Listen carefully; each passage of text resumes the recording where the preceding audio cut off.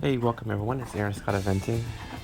Do a short video series on taking a young horse through the ranks up to competition level.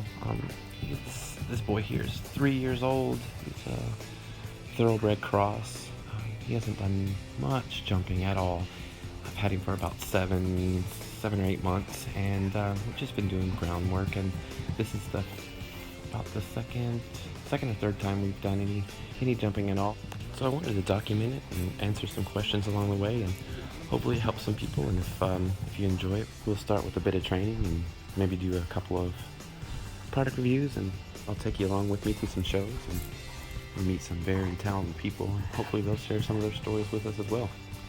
So as you can see here, we started out with just this one jump, and then the next day we added a second jump directly across from the one that we had the day before.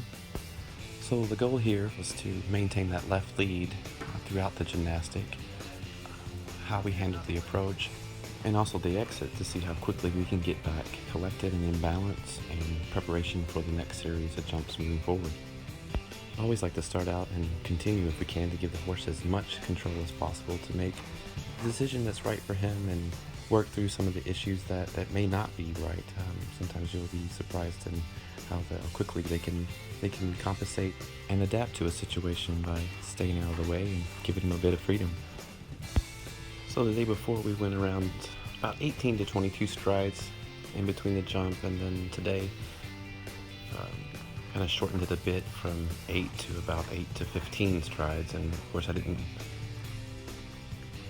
attempt the jump every time around. I wanted to kind of throw a little bit of variance into him, because you could see that the jumps are a little low, and he's not quite taking them too seriously. He's a big boy.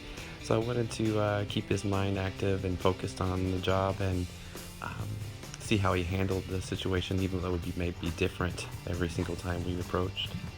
And another way I found of doing that is, as you can see on this next couple of turns, is taking the jump at a little bit of an angle, maybe not at a 45, but at a little angle there. You had to really kind of stretch over that jump to successfully complete it. However, that does give the horse another question to answer. We found ourselves on the incorrect lead here, so what we're going to try to accomplish is getting back in the game with as few strides as possible.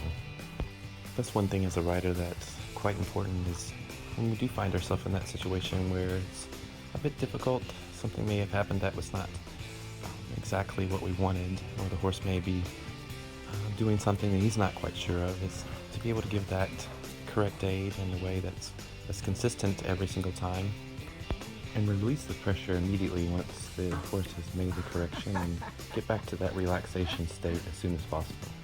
So this is another good example of it here. We had a rail on that outside jump, so instead of making a bunch of noise and getting worried with it, we just left it alone and concentrated on our approach to the next jump and make that successful, and move forward.